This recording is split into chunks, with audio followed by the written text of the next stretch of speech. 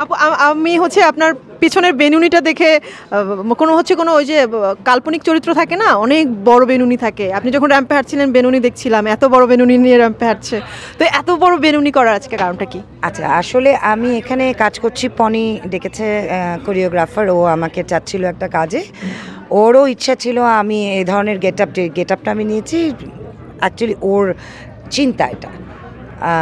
আর বেনুনি আমরা কিন্তু বড় বেনুনি করি, কারণ আমরা নাচের মানুষ, আমরা এটাতে অভ্যস্ত, তবে মডেলিংয়ে সাধারণত হয় কম, যার জন্য তোমাদের একটু অবাক লাগছে, কিন্তু আমরা নাচের মানুষ, আমাদের চুলটা বা বেনুনিটা আমাদের এভাবেই সাজানো থাকে, তবে ইউজুয়ালি থেকে এটা একটু লম্বা, সাথে বেলি ফুল।